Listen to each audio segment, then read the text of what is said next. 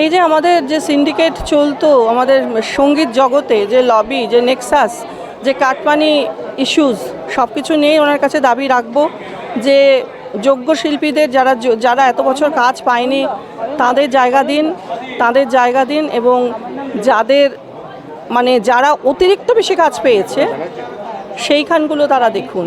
এবং আমরা যদি এই কাজগুলো আমাদের নিজেদের মধ্যে করে এবং নতুন প্রজন্মের কাছে আমরা ক্লিন করতে পারি, সেটা হলে আমাদের ভালো লাগবে। কারণ দেখুন, আমার যা কাজের জায়গা এবং আমার যা সিনিয়রিটি, আমার কিন্তু কোনো চাওয়া পাওয়ার কোনো হিসেব নেই।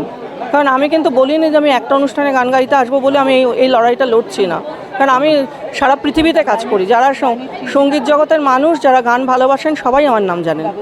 এবং আমি দীর্ঘ 27 বছর ধরে এই প্রফেশনে আছি এবং করছি কাজ। কিন্তু এই যে নোংরা জায়গাটা হয়ে আছে, এই নোংরা জায়গাটা পরিষ্কার হোক, এইটাই আমার চাহিদা। দেখুন, আমাদের শুভেন্দু অধিকারী মহাশয়ের প্রতি অনেক আমাদের কি বলবো আশা আছে।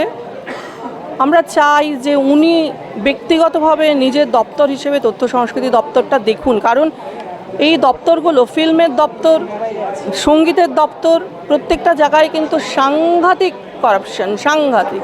ফিল্মটা নিয়ে অলরেডি ওরা কথা বলেছেন এবং একটা তৈরি করে দিয়েছেন যারা দেখবেন। কিন্তু সঙ্গীতের জগতে আমার কথা হচ্ছে শুভবুদ্ধি সম্পন্ন যারা শিল্পীদের, যারা বেশিরভাগ শিল্পী কিন্তু আখের গোছাতেই ব্যস্ত।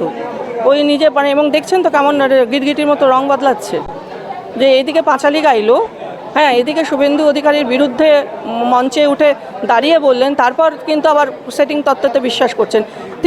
তিনি গুণী শিল্পী, কিন্তু 10টার মধ্যে 10টা অনুষ্ঠানে তিনি পাবেন, সেই যোগ্যতা পশ্চিমবঙ্গে কারোর নেই।